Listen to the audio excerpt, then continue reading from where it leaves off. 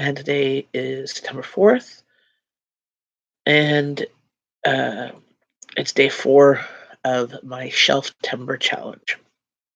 So, just to let you know, the video that I have produced yesterday, which I uploaded, I think, this morning, um, it was the plan.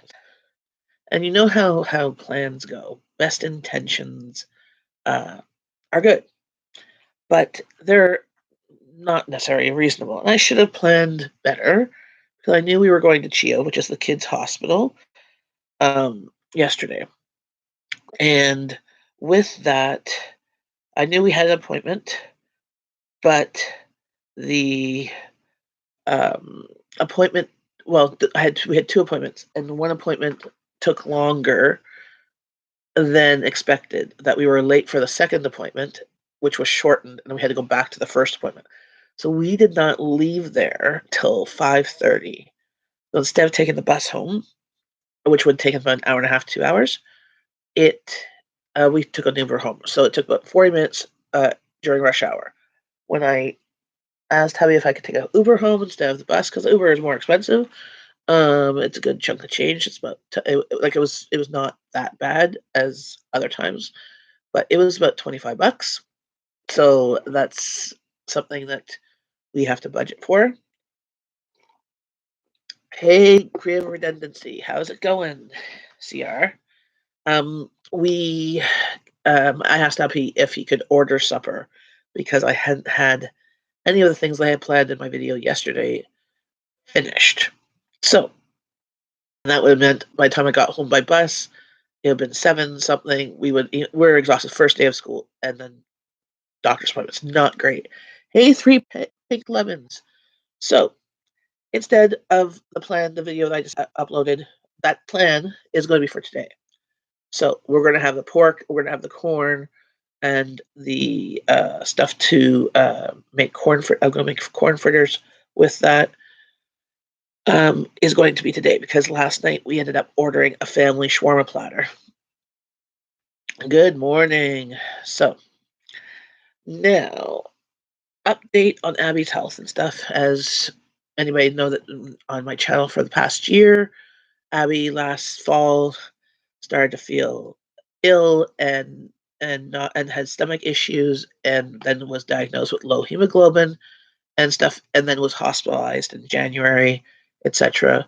We're just now seeing the gastro again, so we now because we did a whole bunch of tests and stuff, all the tests came back negative. When she was in the hospital, she had endoscopy, but this time we're going to have a colonoscopy and a camera endoscopy. So she swallows a camera pill thing that will take pictures of the endoscopy goes for like the first couple feet of your intestines, and the colonoscopy does the bottom few feet of the intestines, but there's like 30 feet in the middle that neither one of those tests can see. So this camera thing will go through that whole bit and take pictures and in hopes to see any problems, because last year she did not get any credits, because time we took her out of school, like she was lethargic, she was tired, um, she didn't have the energy, she wasn't eating much, she had gained weight because of the meds that she was on for anxiety and stuff,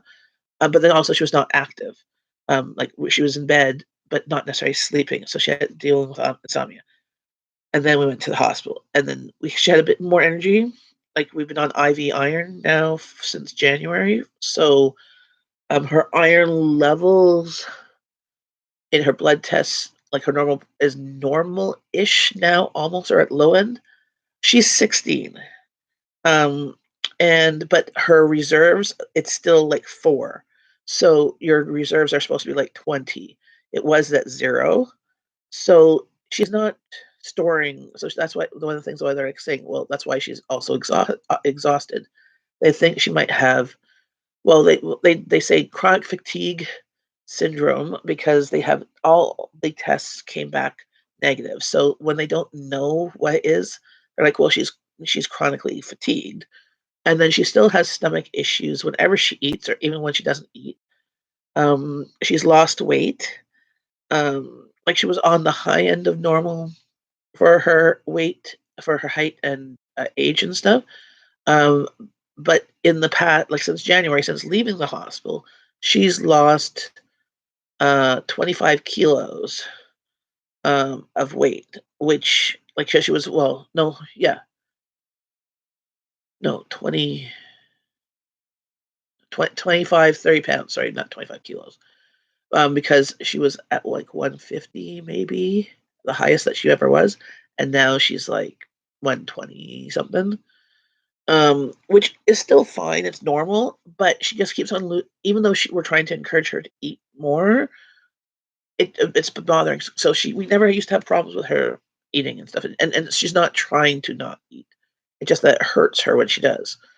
So we had been giving her a boost, or a breakfast replacement, um, when on days that she wasn't eating at least two semi-small meals because she used to eat adult portions. And back in January, she was down to eating like toddler kindergarten size portions. And now she's about preteen. She now supper when I serve her supper, it's a decent size amount, like like a teenager, preteen, not quite adult size. And sometimes she'll have a couple, maybe some extra, like something to go back seconds on. I try and make sure it's well balanced, of meat, veg, and carbs or whatever, so that we can keep up health. Problem is, she doesn't like certain vegetables.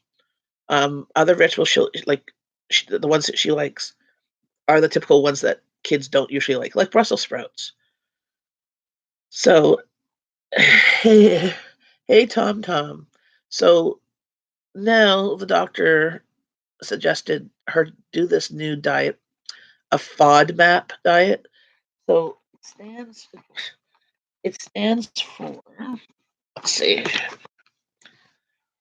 um, are type of carbohydrates found in some common foods like wheat, apples, and onions. FODMAP stands for fermentable oligosaccharides, fructans, FOS, and Galatians, GOS, disaccharides, which is lactose, monosaccharides, which is fructose, which is food sugar alcohols, and polyols, which is sorbitol and mannitol. Um, because this usually causes irritable bowel. She doesn't really have irritable bowel, but she has stomach issues. Um, but it's basically an elimination diet. I know but it's the thing. So I've been researching it. Well, I got this paper yesterday, so I went home and looked. It's basically stuff that causes gas, bloating, or pain. Studies show that many people who follow this will help with a dietitian relief of these symptoms. So it's like an elimination diet, and then to reintroduce these things back. I mean, she's been tested for celiac. She's negative. She's tested for um, lactose. She's negative for being allergic. She's tested for the sugars um, in things. It's been negative, fructose and stuff, but she may still be sensitive. So these tests just say if you're allergic to them or not. Doesn't show if they're sensitive. So with this type of diet, we'll see if she's sensitive to these things and which things, if we eliminate them all and we slowly introduce them, but which things cause her pain. Hey, good morning, Amanda. Um, but the problem is, this is the problem. The things that are high in um, things for her to avoid are going to be hard of the things that she likes. So garlic, but she can have garlic infused oil, so we at least can get the garlic for onions. She doesn't like onions, but I cook with onions. Like she likes the flavor of onions. She doesn't like the texture. Um, and cauliflower and green peas. Those ones are vegetables that she eats. Oh, and leeks. She eats leeks. So she can't have those. The ones she can have are the ones she doesn't necessarily like carrots. She doesn't like carrots. She doesn't like peppers. She doesn't like zucchini. She doesn't like not green beans. Well, she doesn't like green beans, and she doesn't like eggplant or bok choy. She'll eat broccoli, lettuce. Oh, she doesn't like kale, cucumber, and tomato. So that's the vegetables that she can eat. Support taking all foods away to see what works best. Yes, so that's what So the goal is to do that, and say with the fruits, like what's funny is all the fruits that they mentioned that she can't have or she shouldn't have that are high are all the ones that she eats, like apples, mango, nectarine, peaches, pears. Now we're gonna try and start this starting next Monday. I'm gonna be researching and getting some recipes, um, and to put the fruits that she can have that she does like, mandarin, kiwi, grapes, cantaloupe, but she only likes a little bit of it, raspberries and strawberries. So at least there's that. But most basically remove all dairy except for brie or camembert, so soft cheese. So she likes that. She loves brie cheese. She does not like feta cheese, but she could have hard cheeses, lactose-free milk, or soy beverages made with soy protein. So she likes soy milk, but she can't have the soy beverage made with soybeans. But the thing is, she also likes legumes. We like my fam she doesn't like any green or yellow beans. She likes chickpeas and kidney beans, like the actual legumes. She's not supposed to have those, but that said, not necessarily on this page, but on another one, a quarter of cup of chickpeas is considered low. So she could have a quarter cup of chickpeas. So at least we can have those in her diet because we need the protein and she likes them. But she doesn't like eggs. Like I put eggs and stuff. And tofu, she only like she'll eat it if I make pad thai or hot sour soup. But she can have all the meats and poultry, but she can't have marinated ones because it's the marinade that has the onion and garlic in the marinade. So it's basically doing stuff from scratch, which I'm already doing anyway. So that's the good thing is that I'm already cooking from scratch. I just have to look at labels of any seasoning mixes to make sure it doesn't have the things that could possibly cause her trouble. Um, hey, 425 horse, how's it going? Busy today? Maybe I can step in later. See the stream run and listen to it. No problem. You can pop in and keep on doing your work while you're listening to me. Um, so another thing she's supposed to avoid is gluten, and she loves pasta and bread. So I do have some gluten-free crackers that we do like, and I do have some gluten-free pastas, like rice pastas, like vermicelli for like Asian dishes. And I have a couple of other ones that I picked up just to try something different. So my shelf timber, I'm going to have to do a tiny little grocery haul of things that are for specifically her, for gluten-free ones. Even though we know she's not celiac, she might be sensitive to it, but for this elimination part of the diet, we're supposed to try and remove it. Now, what the doctor says, the nurse and that said was even if we mess up and she accidentally has something with gluten or whatever, it's not going to erase like if we had done it for 6 days and then on day 7 she messed up or she chose to because she also has to be in control of it. If she chose to eat something that is considered high FODMAP, it's not going to erase all the stuff before. It will just we have to document what she eats and we have to document how she feels afterwards. So maybe it's one of those things that might not even affect her and there's no side effects, or she has a bit of cramping or upset stomach or nausea. Then we go, okay, well maybe she's might be sensitive to that. So we just start the next meal and not eat those type of things. So it's just more of trying to heal her gut. Even if she messes up, like for example, on Sunday we go to my in-laws for supper. My mother-in-law cooks meal. I am not going to ask my blind mother-in-law to completely change how she cooks whatever she cooks for Sunday supper. Now, we can eliminate some of the things that or just not do it. Like if she has something with a pasta salad, well, she might not Abby might not eat the pasta salad, but she'll eat the meat and the vegetables, you know? So or if she chooses to eat it, then we just document it. So at least there'll be that. But it's very overwhelming. Like some of the things is like oh, and another thing that she can't have or not supposed to have high fructose corn syrup honey, or sugar-free confectionery. But she can have dark chocolate maple syrup, rice malt syrup, and table sugar. So, and then she can't have cashews or pistachios. Those are two nuts that she absolutely loves. But she can have almonds and peanuts and pumpkin seeds, walnuts, sunflower seeds, and stuffs. But the almonds she's supposed to limit to 10 because it's the carbs in them. But easy at the same time, if that makes sense. So she can have rice. So she loves rice. So I suggest, I'm like, you can have sushi. All the things on sushi you can have in there. So I'm like, she goes, yes, but mom, I can't just eat sushi all the time. I'm like, true. It would get kind of boring and you might miss out on nutrients. So we have to kind of find things that she already likes, that we can eliminate something. Like I can cook without putting onions or garlic in something. They said I can use garlic infused oil. I have garlic infused oil in my cupboard. I can make more garlic infused oil. I have like a big bottle of olive oil downstairs. I can take off the lid and just shove a bunch of garlic in there and it will be garlic infused, right? And then that I could use that once this one is done. Um, so those ones I think are the hard. Those ones and corn syrup um, will be the hardest ones to eliminate, because the problem is right now she's eating one meal a day, maybe two. Okay, so she usually eats supper as a decent meal. Lunchtime, like she doesn't usually eat breakfast.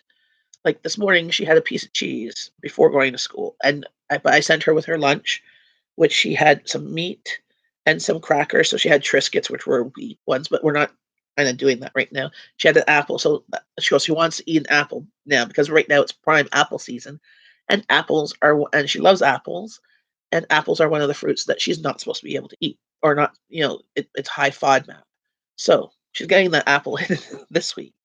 So she has apple, and she has the cereal bars. Oh, the cereal bars worked out well. Um, so here's one. I was going to say, see, they worked out well.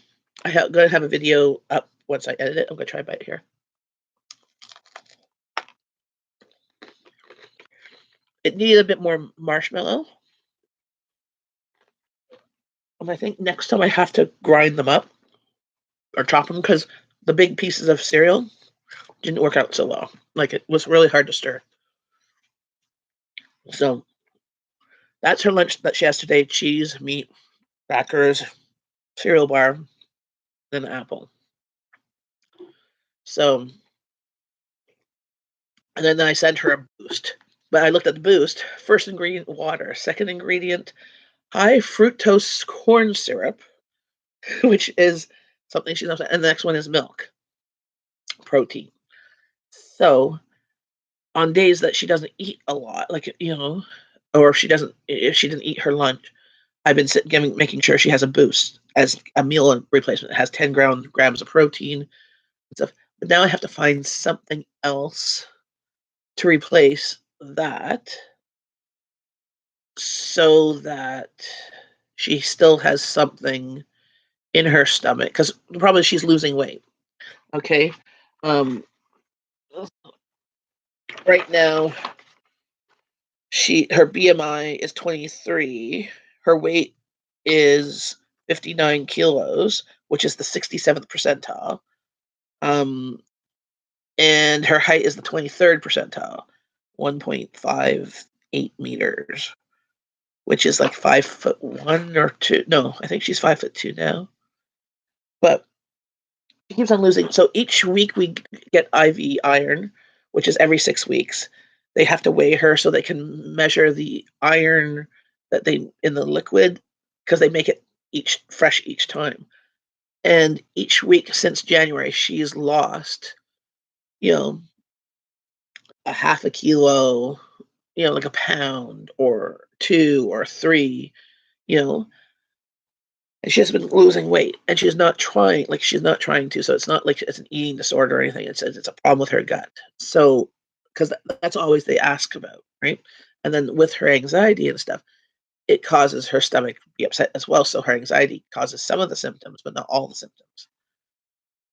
You're allergic to almost anything. Well, feel free, message me of things that I can use to replace meals, like replace Boost and stuff. Anything or because also Mama need like I do a lot of things from scratch, but also Mama needs some emergency prepared stuff that I can grab and go for those days when I'm just like messed up. Or days like yesterday with cheo, we ordered out because it took 40 minutes by Uber. I didn't get home till 6:30. It's easy to avoid. What is it really in? Well, the corn syrup is in everything, which I've been reading was in the Boost. So this is what I'm saying was the thing that we were relying on as a if she's not really eating well today, give her a Boost. She can usually drink that and get that in her. Then we don't have to worry that she's only eating half a meal. You can't eat apples or mush. So you're probably eating the FODMAP terrible or Boost or wow. Yeah. I think I have Boost and Sure whatever. Or actually the one that she likes is the Walmart strawberry one. Hey, food forest permaculture. Amazes me how much healthcare gets. That's great. The auto get area is great for that. Well, so this gastroenterologist, she was supposed to have the appointment back in April, May. They made an appointment. They didn't tell us about the appointment, and we're at cheo every 2 weeks um, for some sort of other appointment. They never told us, and then we had to get rescheduled, and that was yesterday. So she had first day of school. She made it to school, and she's trying to make up the 2 credits that she didn't get last term. She only did two. She didn't make. She did not. She was not at school long enough, and the stuff that she had submitted was not enough to get the credit. But they're allowing her in her own in one of her spares because we need to have spares because she's like doesn't have the energy to necessarily be there all day, but also to catch up on work, to use the time of her spares and time at home to work on those 2 credits in her own time to hopefully get those 2 credits. Plus, this term, her schedule is a really light academic schedule, so there should not be a whole lot of added stress to add to the anxiety, to add to the health symptoms that she currently has to make them worse, right? So she has a spare first thing, so she's not necessarily expected to be there at 8. Great, so she doesn't have to be there till 9:30. But if she can get there early, she can go to the 118 room, the resource room, and work on the stuff like those other courses to work on. Then second period is a scheduled spare, but a work period that's to work on those 2 other courses as well as any homework from the next 2 courses. Then she has lunch. Then she has gym. Well, it's a personal fitness, so they're doing gym, but they're also doing a lot of um, physiology and the muscle, like the science part of the muscles and which muscles to exercise, like that kind of stuff. So it's a little bit more than just going to gym class. So because the problem is she's noticed she's lost a lot of muscle mass in the past year. So this past year she hasn't been exercising. She hasn't been doing any sports. Like she's basically been in bed, getting up, going to doctor's appointments, in bed, like and dealing with insomnia and not eating as healthy as she used to. And she's noticed that she can't lift as much as she used to. She used to be able to lift a lot of heavy stuff. Um, so she's choosing this. This was a course that she was in last year, first term that we had to drop her out when she got really sick. And then her last course is vocals. So this is the first time it's been available at school during her high school year. Like each time it's been available, but not enough kids signed up for it, so they had to cancel it. So she's quite happy to have that. So those ones aren't really a lot of brain stressors, not a lot of memory of things. So she can hopefully be successful in those courses. And then that will also help her self-esteem and all that stuff too.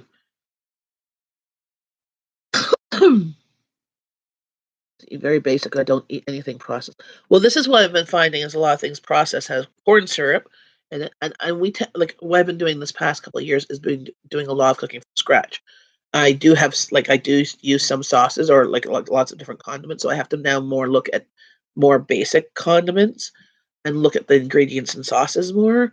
Not that she's allergic. So this is the thing. She's been tested for all these things to be allergic to. So she's not allergic to them, but she might be sensitive to them, or they might be causing her discomfort and stuff. Like for example, she's not celiac. She's been tested like 5 times, like not just the blood test, but like endoscopy scopes, like testing the like actual tissue, and she's not. But she might be sensitive to one of the grains that we'll find in this. Or, like, we do know she's not lactose intolerant. She got tested for that. But she does know if she drinks a lot of dairy, it will make her ill. Okay, so she's just sensitive. So it might be we have to kind of figure out what is the amount that is okay with her body. So I just got back from the West Coast and the fishing was awesome. So, caught my your winter fish. So you caught fish to put in your freezer for the winter. Is that what was food for Howie? For pasta, I buy quinoa pasta from Bulk Barn. It's great, high protein, gluten free. I eat very little pasta though. I think I will be doing. I think I'll be going to Bulk Barn this week. There's in the flip out, I saw there was an advertisement that 25% off if you go bulk burn and bring your own containers. I might do that and try that. That's a good suggestion because if I look at the gluten free pastas on the shelves, and there's so many options, and they're so expensive to buy them. And if Abby doesn't like them, or my family doesn't like them, like I think I'll be doing some things for the family that will eat the same, but some things I might just be doing for her. Like I think for the pasta, we might try it for the family, but might just get really expensive, especially if the family doesn't need it or if the family doesn't like it. I you know, I don't want to waste the money on stuff that they're not gonna like, not gonna eat, and they're gonna be grumpy about.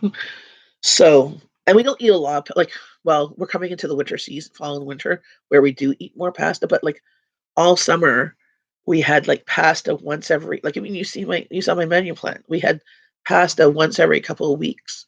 But it was mostly rice noodles anyways, which is gluten free. So um video of Ava Grove coming out today and oh nice fish counting.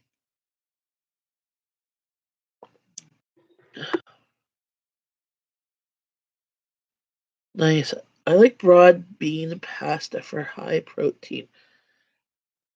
I'm gonna write this down. I'll be right back. Let's go find a pen so I can write down these things so that we I can have a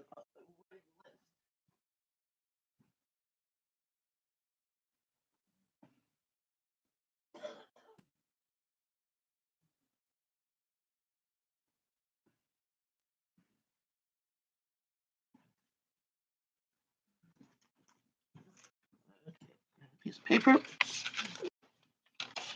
Now I need a book to write or something hard. To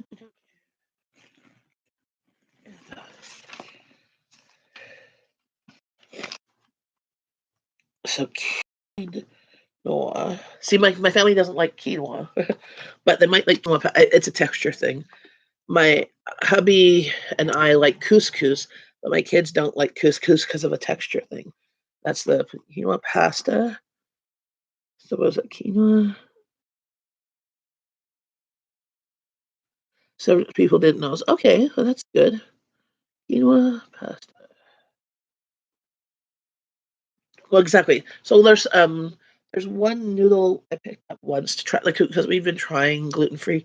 Like back when she was tested before, they're like, well, maybe she's gluten free. Let's try that.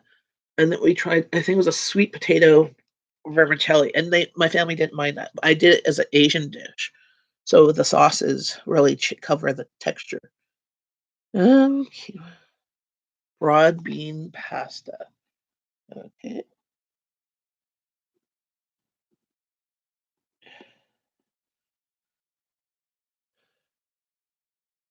change what resources. You can't eat as much quinoa as regular. Probably because it's probably filling. You're growing quinoa? That's cool. Oh yeah, you'll figure it out.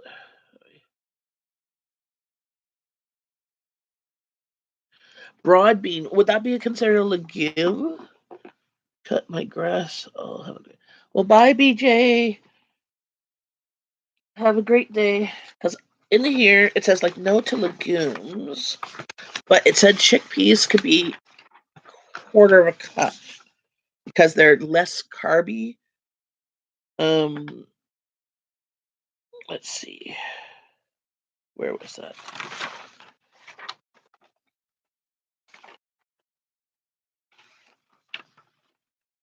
Because it says most. There's also an app from some sort of university thing that uh, it has. You go on there, you type in the stuff, and it has a green light, yellow light, or red light, and you want to try to eat all the green lights and not the red lights. So let's see what's here.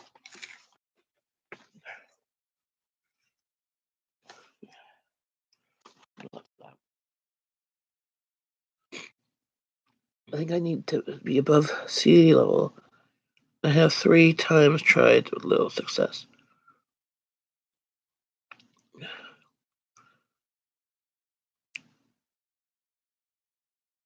For gluten-free pasta, the green one was the only good one. Okay. Well, my family likes rice noodles, so like vermicelli noodles for like pho and stuff like that. Those ones I know are gluten free. My family will eat those, but eat them in in the intended way they're supposed to be. So like in pho or like a Vietnamese vermicelli bowl with like sliced up veggies, grilled meats, um, and fish sauce and stuff. So I'm glad that certain things like fish sauce. I know fish sauce is gluten free, um, and those things she can have. I have to just look at if there's garlic or onion in them. Where I live, I'm at I think it's 2,000 sea level. Um, like I know when I do canning, I don't have to add any weights on my pressure canner. Um, hey Google, how much above sea level is Canada? Here is some information from the web that could possibly help. According to Wikipedia, border 490 sea level. However, the False Creek Tunnel, part of the Canada Line rail-based transit system in Vancouver, at 29 meters below sea level, is the lowest publicly accessible point in Canada. Hey Google, how high above sea level is Ottawa? Ottawa's elevation is 70 meters. 70 meters. So I know that we're under 2,000 because if you were over 2,000, you had to um, add weights and times on pressure canning. So we're 70 meters, give or take, above sea level. How high are you, Howie? Where are you? On house arrest for a year, 3 years, November 1st. I have no idea what's going on out there. Why have you been on the house arrest, Fire Horse? How do you actually get your groceries and your go to doctor's appointments and stuff?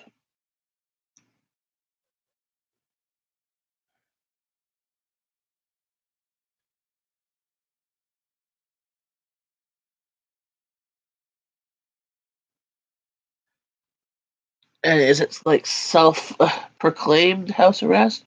I know you've had health issues.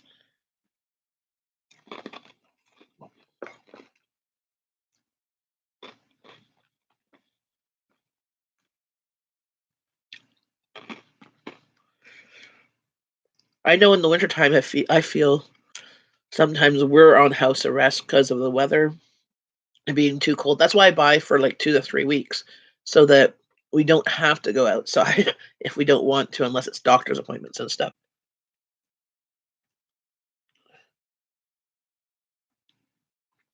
Well, no, I mean, you said I know you have health issues.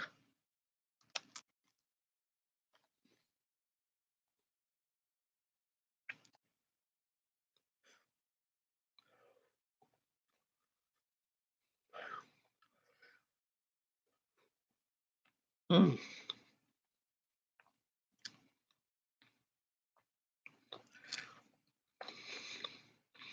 So, Howie, you need to find somebody who's in the and the Rockies that can grow it for you.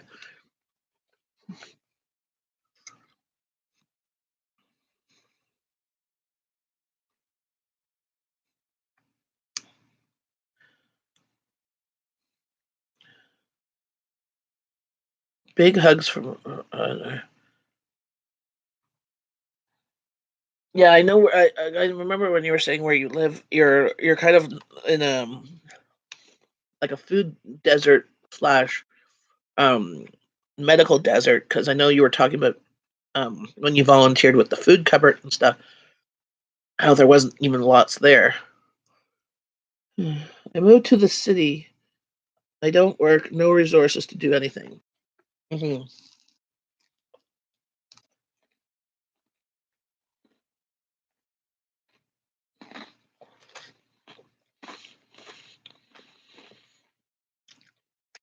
Is your Does your city have public transportation? I remember you had a car, but then I don't think you have a car anymore. That's why I sort of like living in the city because of public transportation, because we don't drive. But yesterday we ended up doing it. I ended up doing a Uber because I'm like, by the time we got home, if we took the bus, it would have been 7:30, and then try and make supper. Never volunteered. I ran an outreach for 6 years, but that was not in the city. Okay, yeah, sorry. I got confused. You ran the program.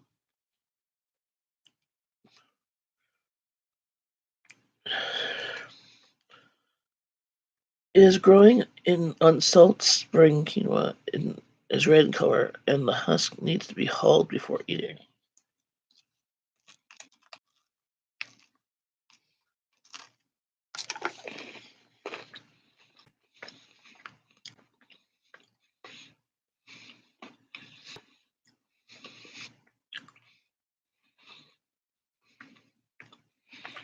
Back injury means no buses. Oh, yeah. Ouch.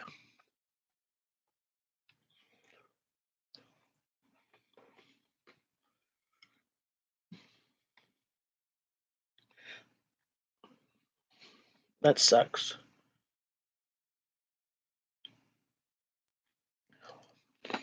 And what about, and then do you still have your car, or you don't have your car anymore? I remember you said driving was a bit better. And no pain relief from prescriptions or otherwise?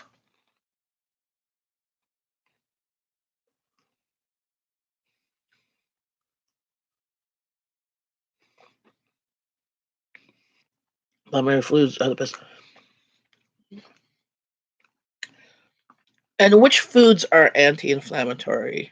I'm wondering if those will also be on this FODMAP diet that Abby has tried. And I think so. So what's interesting with this? So first, it was overwhelming, and Abby's like, "No, all these things like she likes pasta, she likes bread, she likes garlic,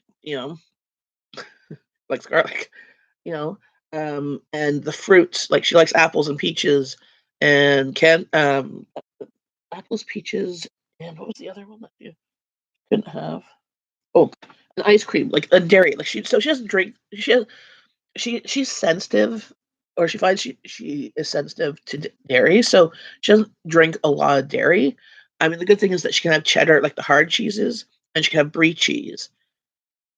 I don't know about goat cheese, but they have feta. If feta is okay, then I'm sure goat cheese she can have. So she can eat.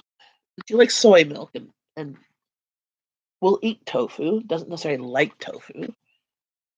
She's never like, hey mom, can I have blah blah blah tofu? But like she can have apple juice. Like she absolutely loves apple juice. Berries, dried fruit, mangoes, nectarines, peaches, pears. That's basically all the fruits and plums and watermelon. Those are basically the fruits that she eats. The ones that she can have that she does eat are strawberries. She'll eat um, oranges, raspberry, but she has to limit that to a third of a cup. Kiwi fruit, grapes, and blueberries, limit that to a quarter of a cup, and cantaloupe. But not with cantaloupe. She eats cantaloupe, I'll eat cantaloupe. I don't necessarily but like it as much, but she only likes a little bit. And then like I can't go and just buy well, I could buy a little bit, but I'd be paying as much as buying one. That's about Toronto one. Ouch.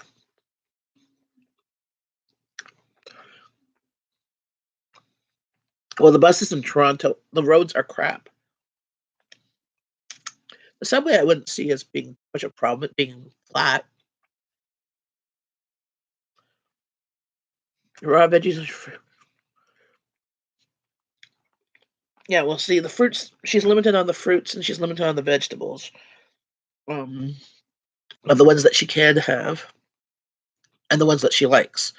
They're not the same list. She likes a few of the vegetables that she can have, and she likes a few of the fruit that she can have. Like the vegetables that she can have that she likes. The old, it's a much smaller list because things that she can't have, like Brussels sprouts, she absolutely loves. She can have broccoli, cucumber, lettuce, tomato, potato.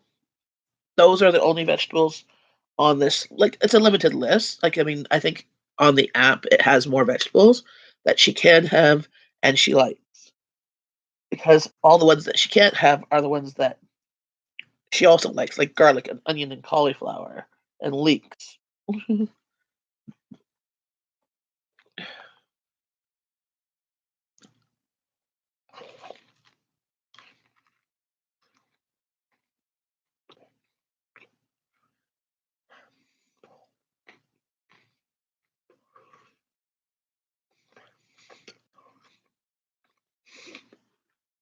I don't even know where you can buy raw cheese here in well, at least no dairy. So I mean that's on this list of no dairy other than brie cheese and hard cheese because it's the lactose that's the problem. Nice salad with wild garlic. Oh, I had severe. Really? Watermelon? I've never heard somebody being allergic to watermelon. It's mostly water.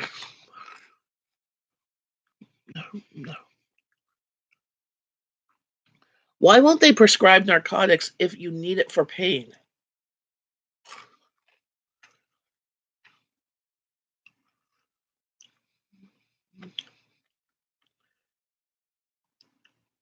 Oh, I can mail you some weed.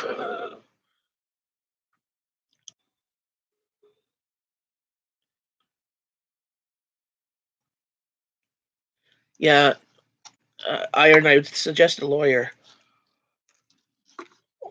because that woman should be paying for your health. Well, that's why I was saying prescription or otherwise, since it is Canada and it's legal.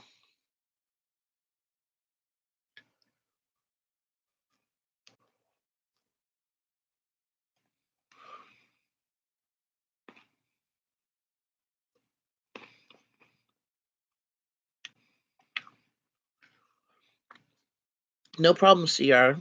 Thanks for coming by. And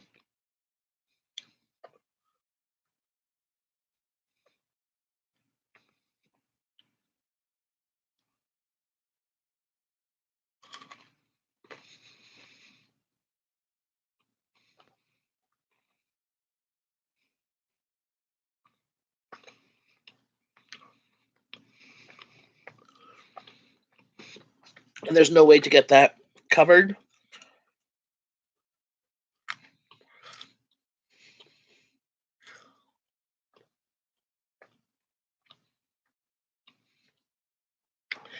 Well, yes, that's why I like doing live streams and stuff. Is it helps us all kind of like I find you guys are like family, and even channels that I just watch versus channels that come and watch me.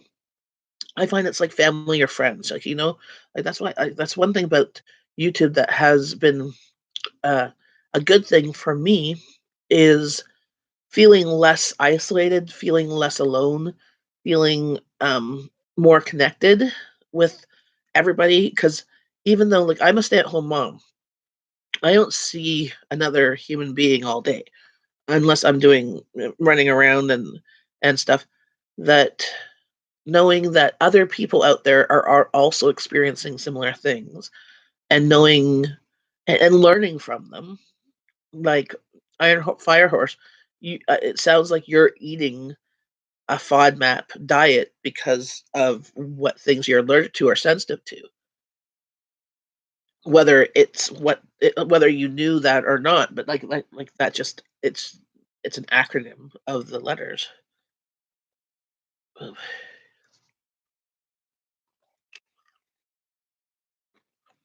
Howie, you were so sweet to help iron out.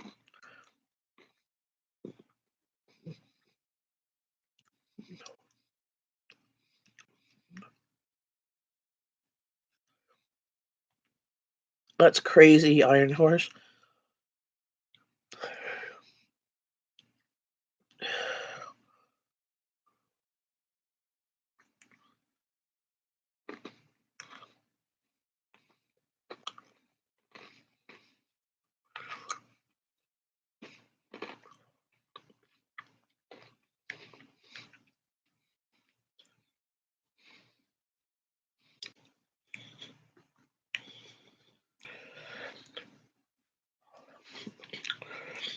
And Howie, I think you're the in tune of what a true Canadian is.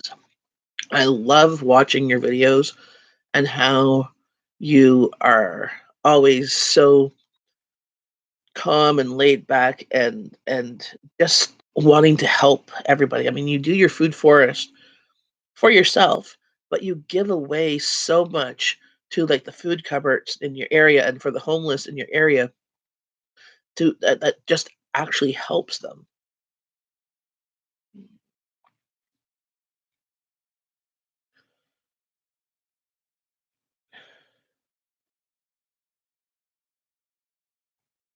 Oh, thank you. And it's funny that you say I'm an awesome earthlings because my daughter um keeps on talking about like like as if she's an alien or whatever. Like you know I have to deal with humans today, you know, and or one day during the summer she met somebody that what like she found friendly and that she enjoyed their company, which is rare for my kid. My kid tends to uh, have eclectic tastes, and other people tend not to have as eclectic tastes, and they might not want to talk about Avengers or about Steven Universe or BBC Red Dwarf or anything like that. Those are the things that she like, and she loves like Vinyl Cafe and CBC Radio One, I think one or two. One of them she likes. Like this is the child that's like she's an old soul, you know, and she doesn't like putting up BS, and she doesn't like fake people, and she can her being blind, she doesn't see the body language, right? Same with herself. She doesn't read body language. She doesn't express body language. So she takes you for your word for things. But she can tell and she can sense when people are just humoring her, or when they're pitying her, or when they're just hanging out with her just because, you know, it's the right thing to do. She doesn't wanna put up with that crap. She'd rather be by herself and daydream about whatever she wants to daydream than put up with people who are just being with her or hanging out with her just because. She'd rather spend her time with people that she wants to spend time with than not. Even though family is different because we don't all get like what she likes, but she doesn't mind spending time with us, and she knows, like, for myself, I entertain her likes because she's my daughter, but I'll let her talk about Avengers all day long, and I'll interact with the conversation, but honestly, I don't really care too much about her, like, the paths she goes on. I like the main subject, but not the windy paths. But I'll entertain those things. And she goes, "Are you paying attention?" I'm like, "Well, I'm paying attention, but I know that you want to talk about this. You want to share it, and it's interesting, but it's not quite my thing." Kind of like me talking to her about price matching and saving money. It's not quite her thing.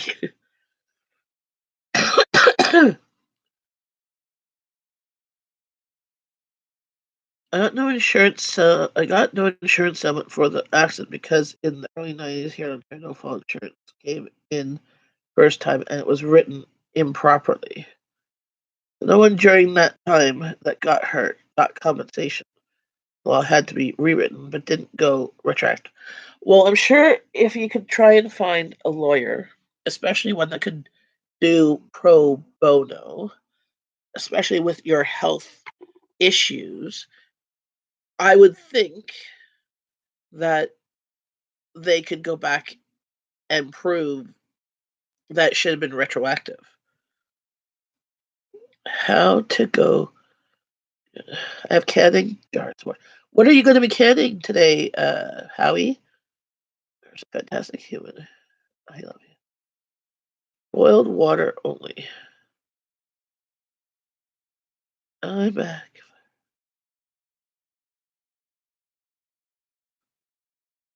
Jen, I'm wrong. Doug Ford's government is about to rewrite car insurance again.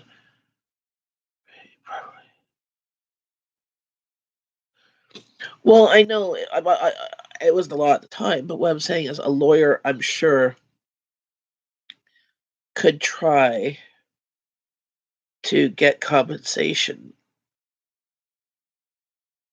You know, like a lot of time, or I don't know, or some sort of There's got to be something to help you. Like, I don't know.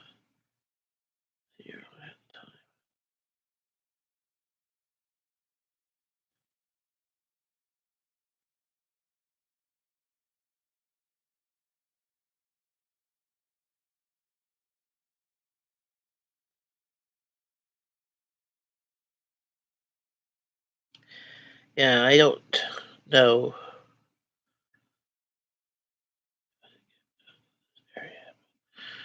Well, what about with social assistance? Do you have a social worker? I think that's their job is to kind of try and help you get what you need. Like, honestly, if like the thing, if you made it to Ottawa, there are so many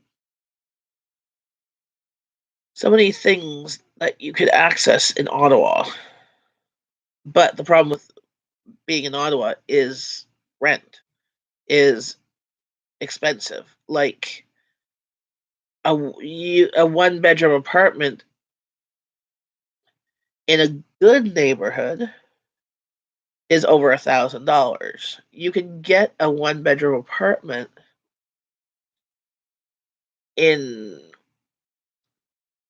older buildings or near the projects and stuff for maybe 800, which might or might not include utilities like heat and electricity. A loader.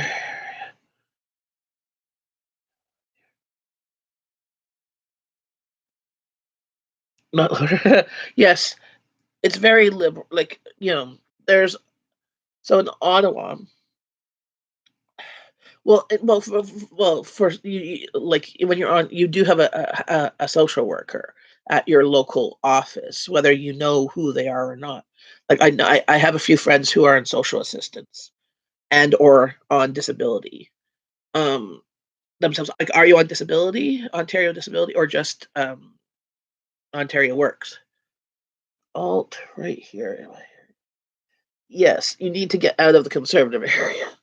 Now, where I live in Canada, it's a conservative area because Canada is it's Canada Mississippi Mills, and uh, we're close to the farming land, like the country, and those farmers. I don't understand why the farmers are all about conservative stuff, because what happens is when the farmers get sick and stuff, they need the programs that the liberals want. Like it's so we're in a conservative, like our area.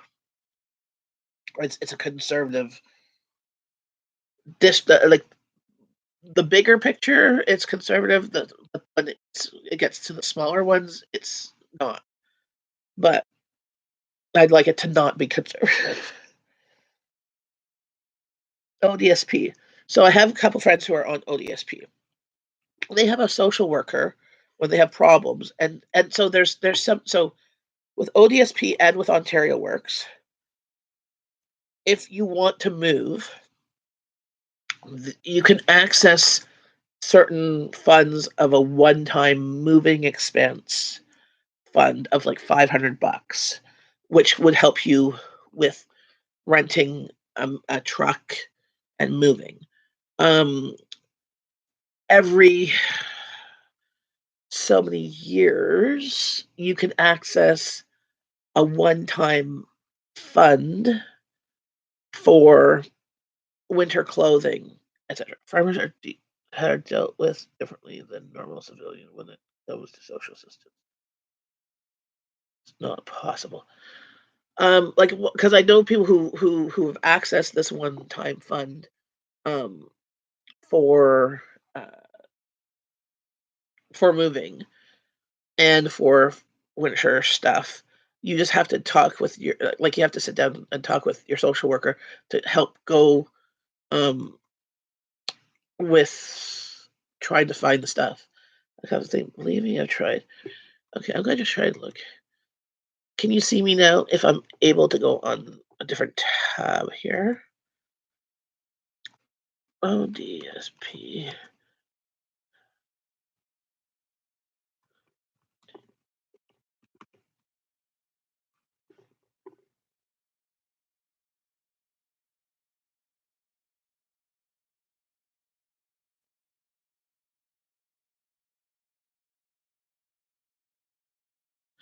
Oh, they just.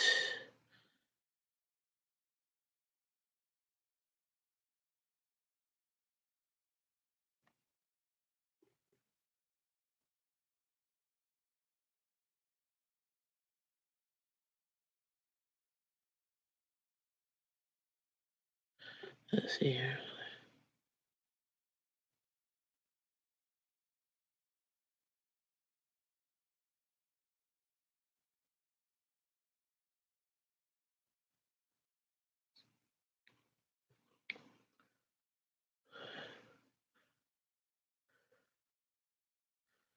Ontario Works computer systems were linked, so she would write a note support. You see, ODSP has been paying to cover the cost of my medical.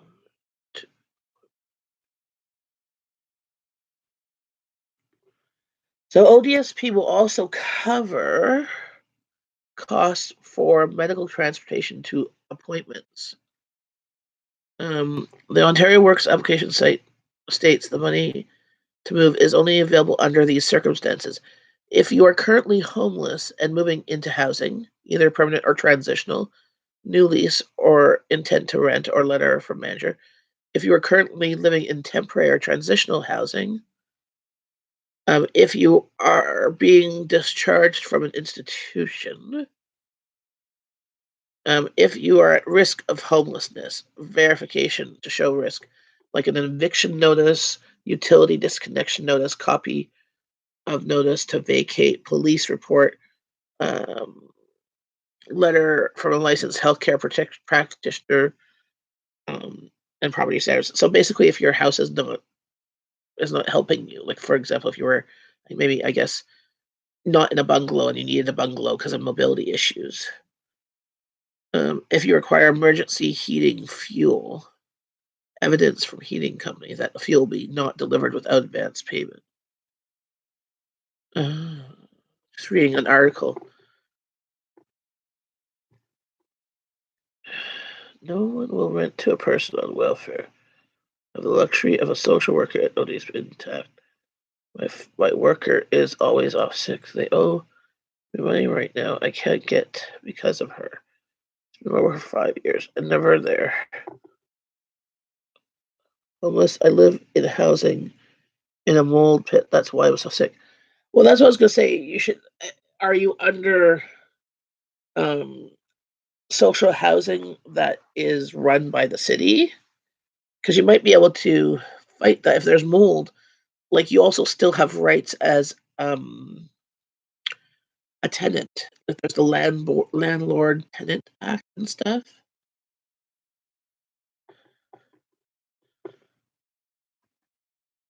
But I'm like, let's see.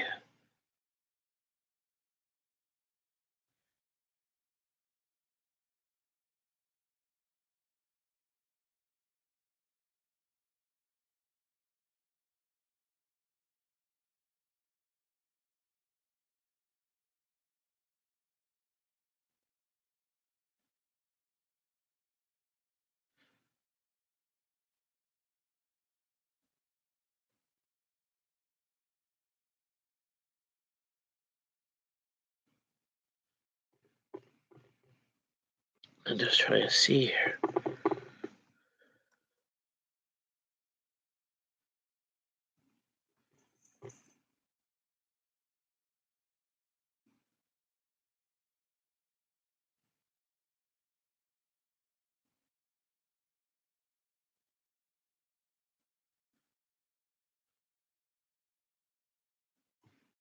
Let's see.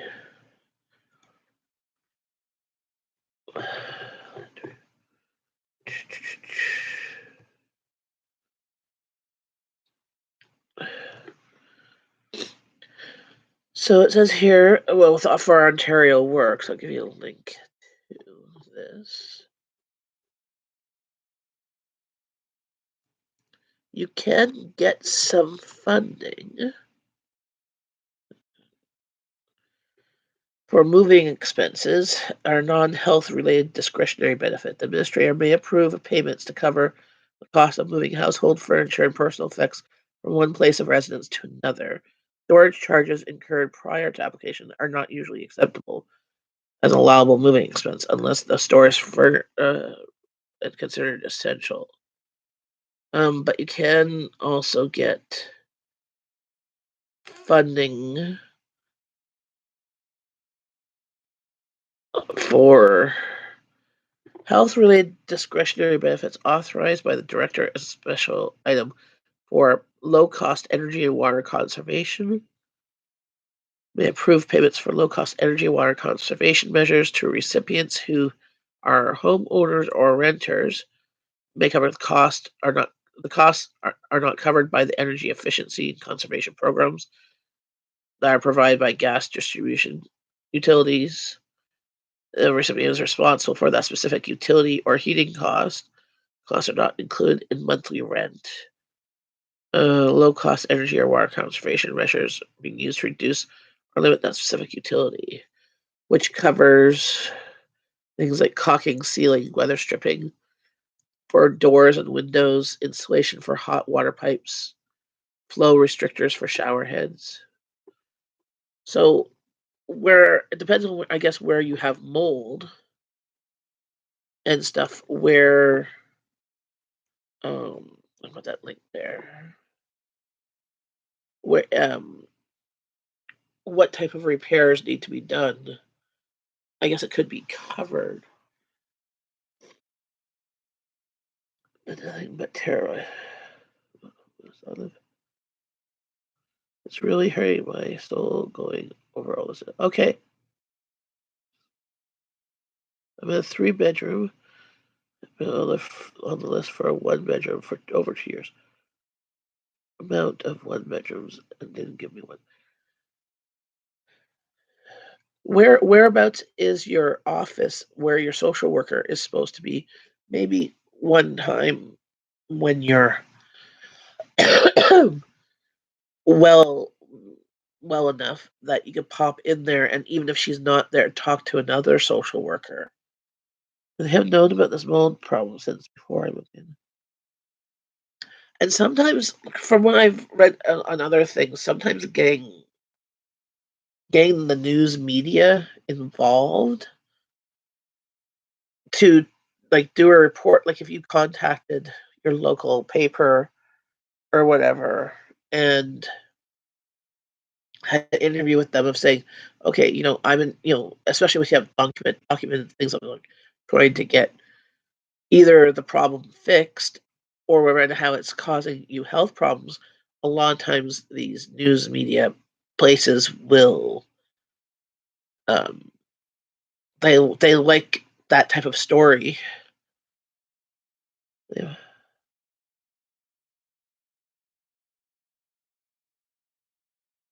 Yeah. Yeah. Well, and especially if you're housebound to this place that's full of mold, it's not a good health thing for you.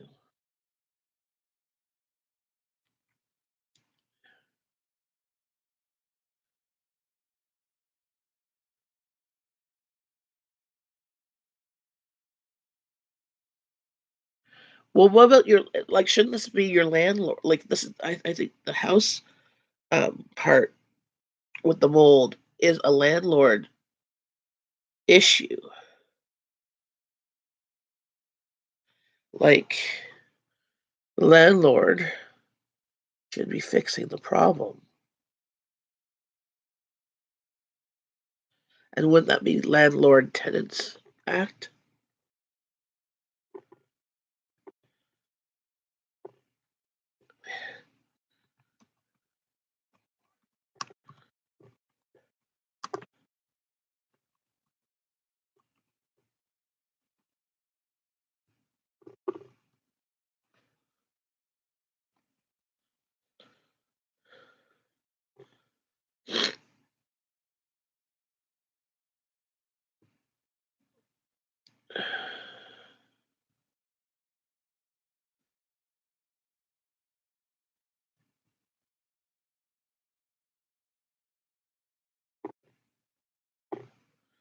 So, is mold testing for renters your landlord's responsibility? Who's responsible for mold in a rental house? Landlord neglect. Landlords are required to repair and maintain their apartments for habitability. Ontario's Residential Tenants Policy Part 3, for example, stipulates this. The neglected leak leads to mold. You may get a legal authority to find the landlord responsible for the condition and its remedy. Um,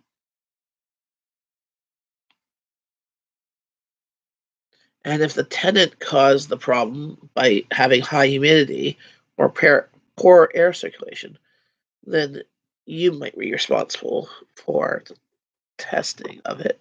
But it's sounding like it's on your part, the landlord here.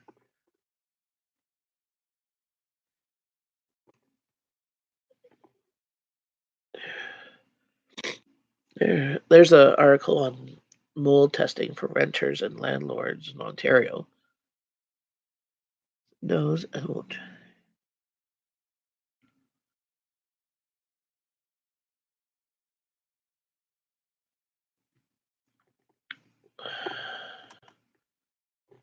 Really, they don't. Let's see.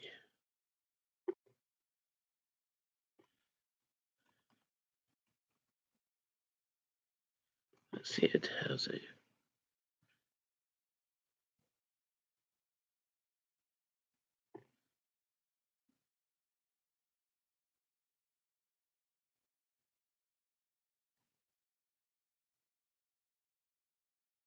So here's another. Ontario landlord and tenant law.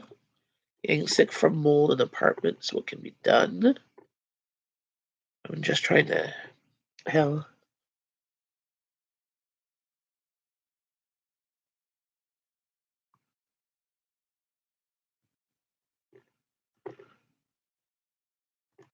Well, I'm not. Oh, I'm not saying that there's um, a mental issue with you. I was just going to say, Ontario landlord. Well, I'm just trying to hopefully help find you something that you might be able to look at and maybe a different way of trying to access stuff. Housing. Okay.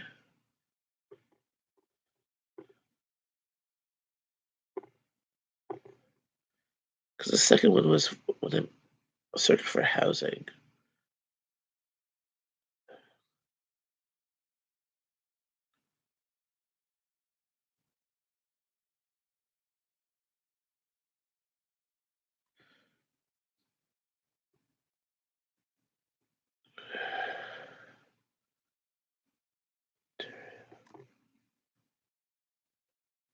But even if the housing doesn't follow by the same rules, um, that type of problems in your house should not be there. Contacting news media would be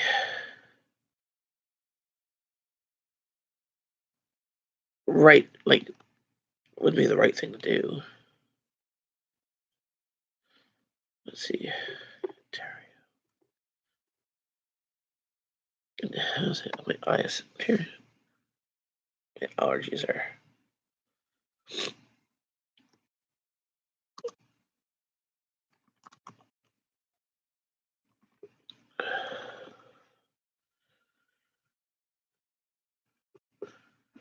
Let's see, Ontario housing. Is it like here we have Ottawa housing? It might be your city housing.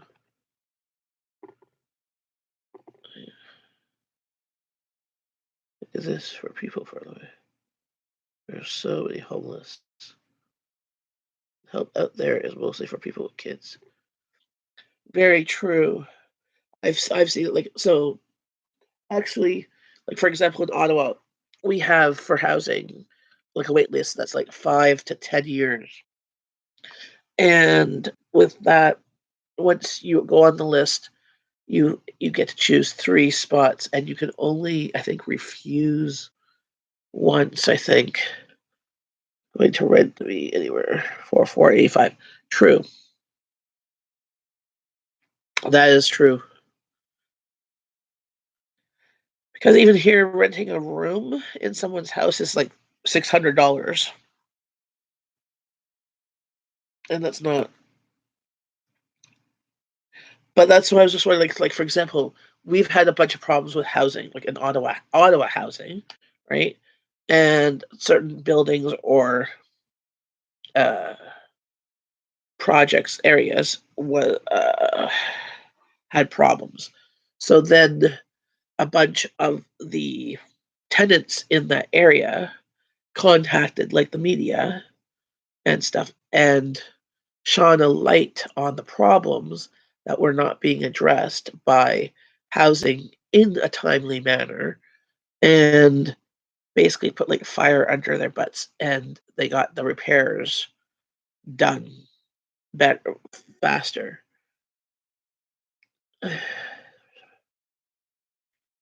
Well, here it's about 600 for a room. in a house here in the suburbs. Now, downtown, I don't know how much in a liberal area. True. Well, Canada is not, but the rest is, yes. We're just suburbs. Well, that's what I was just saying. Like, I don't know, like, if the mold is affecting your apartment or that, is it affecting other people's? That maybe your fellow tenants in the area are also having similar problems. I'm sorry, it's such I don't it it just seems like such a bad place for for you, and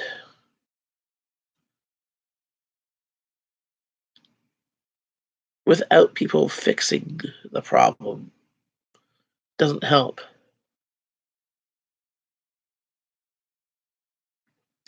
Is there any way that you yourself can fix the mold problem? Or I know bleach kills mold, so you could be like trying to clean the area or remove if there's a leak. Well, I was gonna say if there's a leak that's causing the mold, try and get the leak fixed, or stay out of the room where there's mold if it's only in one spot.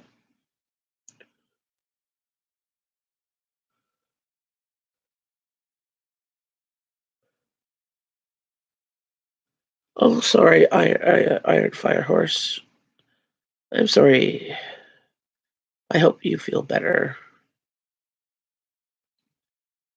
I just tried to help and try to at least be a way, a listening pad for you so that you can vent the problems. And I mean, I wish I could help fix the leak in the wall, in the bathroom. Ugh.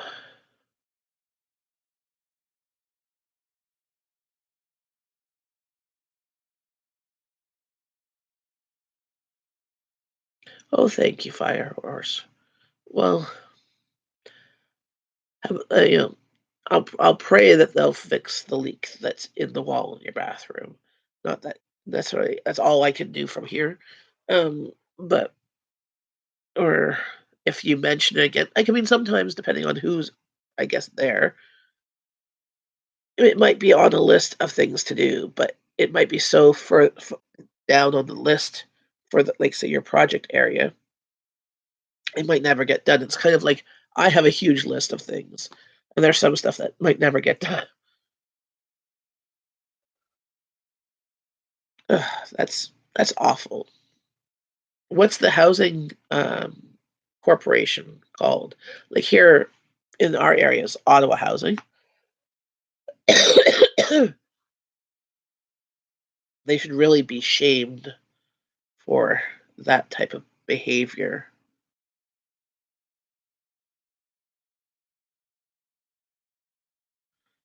They won't repair it till you move. Well, then why don't they move you? Then they can. It's kind of like it's catch 22, right? Simcoe County Housing Corporation. They really should. Like that's just shame on you, Simcoe County Housing Corporation.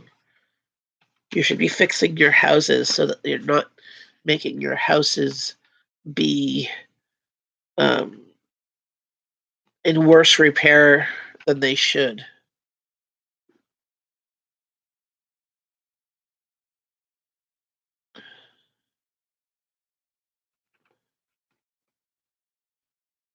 They won't give me a one bedroom, even though they just built.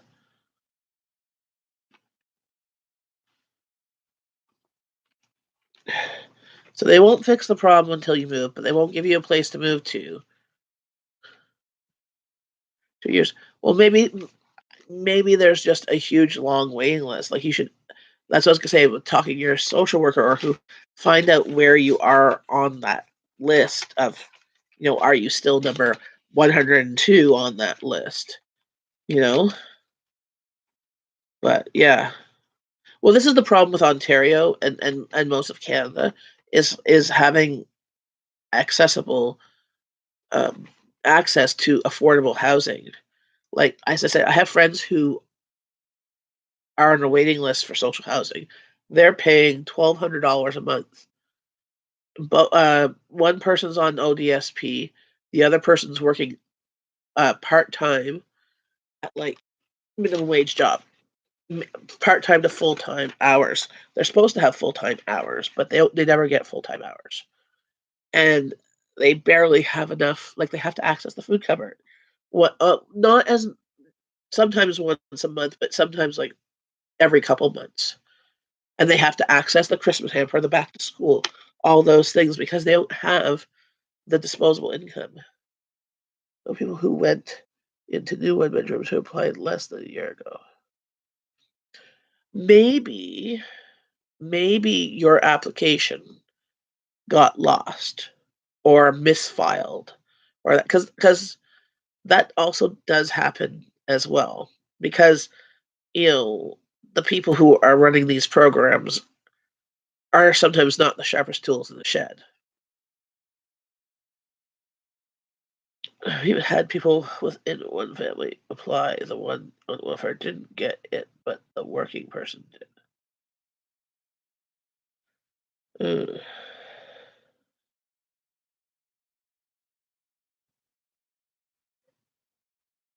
Yeah, this just doesn't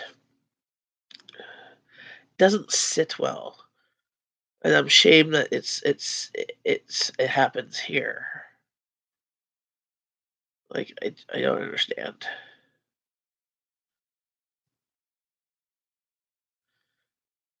I mean, I know people who live in the projects, like in the like what I would consider the projects, and some are worse, like more violent and more crime than others. Um, and they can't get out of the housing because they can't afford the regular rent. So they do the best that they can with their area. They kind of set up little, sometimes community groups to try and benefit the neighborhood so that there's less crime, less vandalism, less whatever. You bug them monthly. Well, that's good. Maybe ask whereabouts on the list you are. Like they, but the suggestion for like Ottawa list is so bad.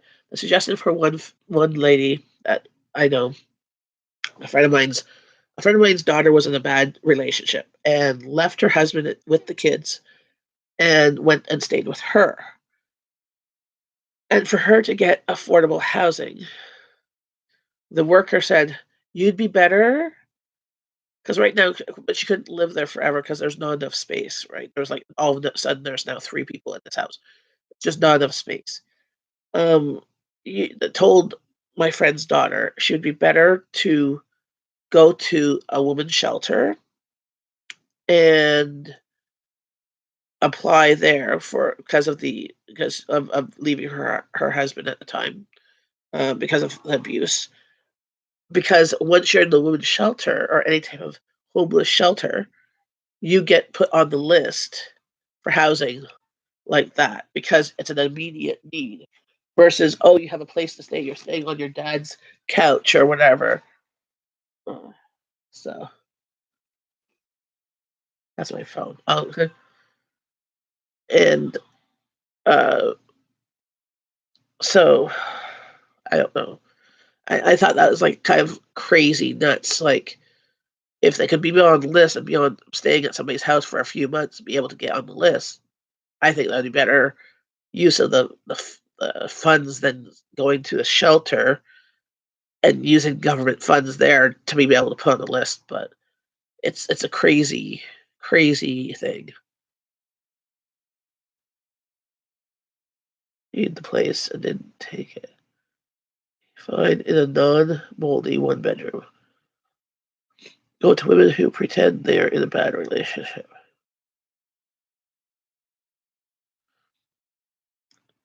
True. If you, yeah, well, you are in a bad relationship. You're in a bad relationship with your house. Your house is causing you to be sick. Yeah, I understand the whole not lying and that.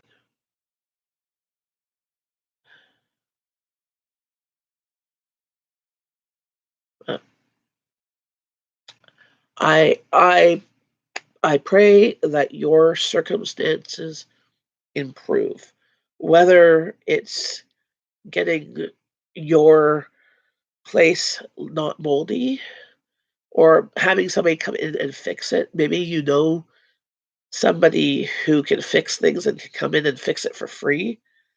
Um, I versus waiting for your landlord to get it fixed. Or you get called that a one-bedroom non-moldy place is available. I pray that just circumstances improve for you because you know you're such a dear person, and it just breaks my heart hearing all the crap that you've had to put through, and there's no recourse for it. I mean, I look at our situation and our most recent. Okay, let's try this FODMAP diet, and I'm just overwhelmed on that. But then I'm like, at least people are trying to figure out the problem. While in your situation, they know what the problem is, but they're not willing to fix it. Or at least health-wise, not the rest of the health problems.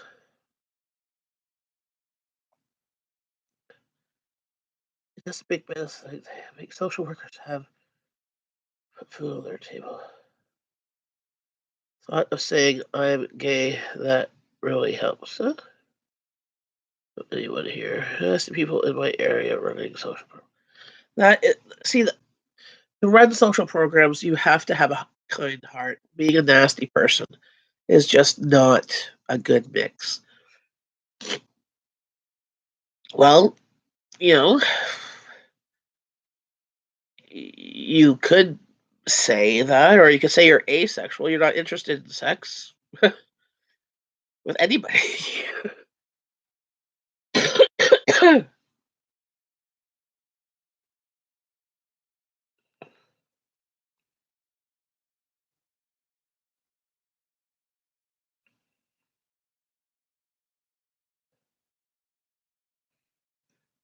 So, Sarah's running. So, yes, and all I can say is I hope to God we don't vote in a conservative government because I'm scared because my husband's job would be probably be affected even though he works for the government. Because last time Harper was in, he did a whole bunch of cuts.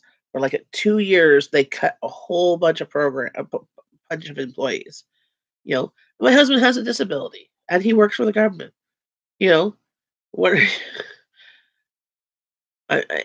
I'm always just scared. I don't think he would be affected. I mean, because he's been working there for 18 years, but 19 years maybe. But you never know. And that uncertainty, it gives me anxiety that keeps me up at night. My partner in over 20 years. You gotta go. My kid is freaking. Okay, well, have a great day. And I pray that your circumstances change, and I pray that you have less pain. Bye. See you later.